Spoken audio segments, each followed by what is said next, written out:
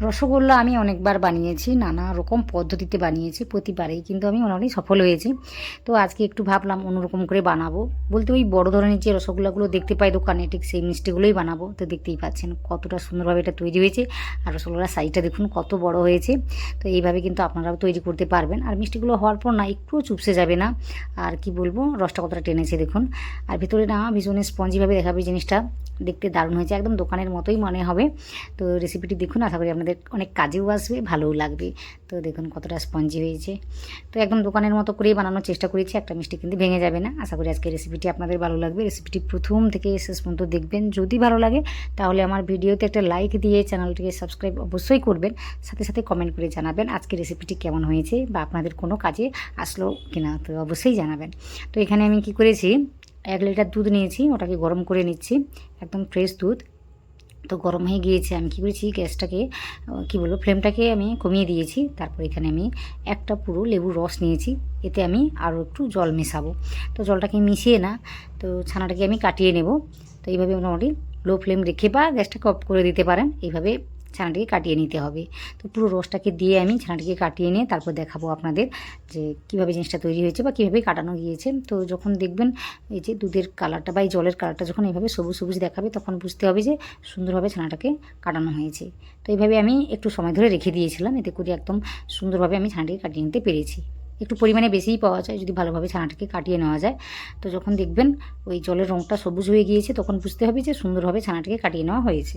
তো এইদিকে আমি কি করেছি, একটু জল দিয়ে ধুয়ে নিচ্ছি, বেশ কয়েকবার ধুয়ে নিচ্ছি, এতে করে লেবুর যে একটা টক স্বাদ বা গন্ধ যা কিছু বলতে পারেন, ওটা কিন্তু একদমই চলে যাবে।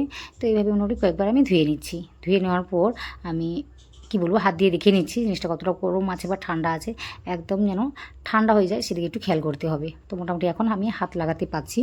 তো ওইভাবে জিনিসটা করে নেওয়ার পর আমি কি করেছি, ওই জলটাকে ঝরিয়ে নিচ্ছি। তো এক্সট্রা যে জলটা আছে ওটা কিন্তু ঝরিয়ে নিতে হবে। তার জন্য আমি আধ ঘন্টার জন্য কি করব, এইভাবে রেখে দেব। ওর উপরে না কিছু একটা ভারী জিনিস আমি চাপিয়ে দেবো, এতে করে ওর যে জলটা রয়েছে ছানার মধ্যে একদম ঝরে যাবে।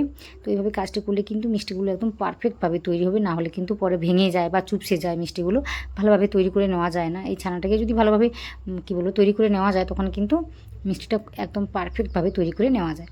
তো দেখতেই পাচ্ছেন ছানাটা একদম কী বলবো ঝুরঝুরেভাবে তৈরি হয়েছে, আর খুব বেশি শুকনো শুকনো হয়ে যায়নি, আশা করি দেখে বুঝতে পারছেন।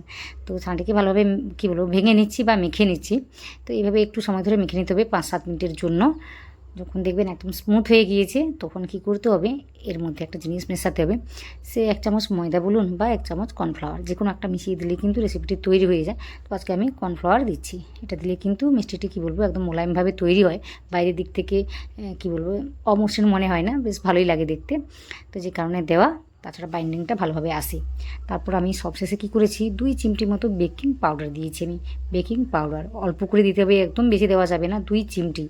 তো মোটামুটি যেটুকু উঠবে দুটো আঙুলের মধ্যে, তো অতটাই দিয়ে মোটামুটি ভালোভাবে মিশিয়ে নিতে হবে।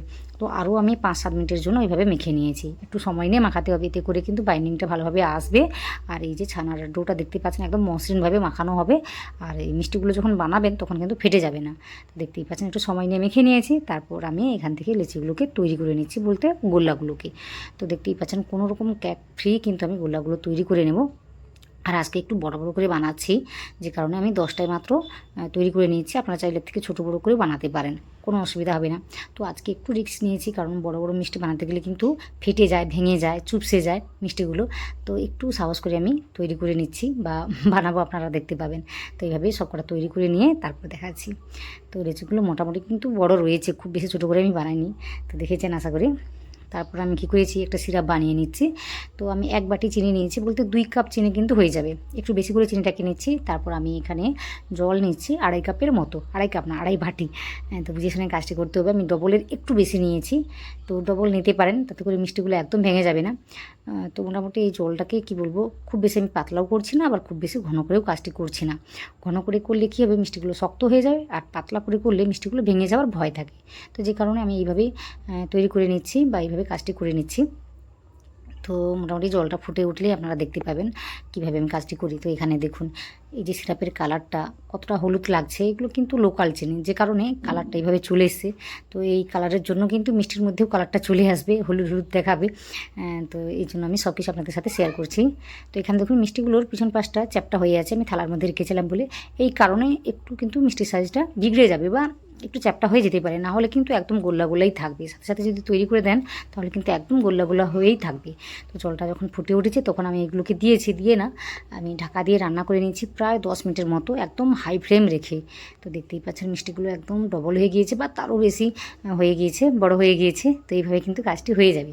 তো এখানে আমি সিরাপটাকে চেক করে নেব কেমনভাবে জিনিসটা আছে, কারণ আমি 10 মিনিট ধরে রান্না করেছি, এতে করে কিন্তু সিরাপটা একটু ঘন হয়ে যায়। আর এইভাবে ঘন সিরাপের মধ্যে বানালে কী হয়, মিষ্টিগুলো ভেঙে যায় না। তো বারবার আমি এক কথাই বলছি। তো এইভাবে কাজটি করেছি। তাছাড়া আমি যে পাত্রটি নিয়েছি ওটা কিন্তু একদমই ছোট, তো যে কারণে মিষ্টিগুলো একদমই ভেঙে যাবে না বা চ্যাপটা হয়ে যাবে না, এই জন্য ছোটো পাত্র আমি নিয়েছি। উঁচু আছে কিন্তু ছোট। তারপর আমি এক্সট্রা করে জল মেশাচ্ছি, গরম জল, একদম টকটকে গরম জল, ওটাই আমি দিচ্ছি, অল্প অল্প করে দিয়ে কাজটি করেছি।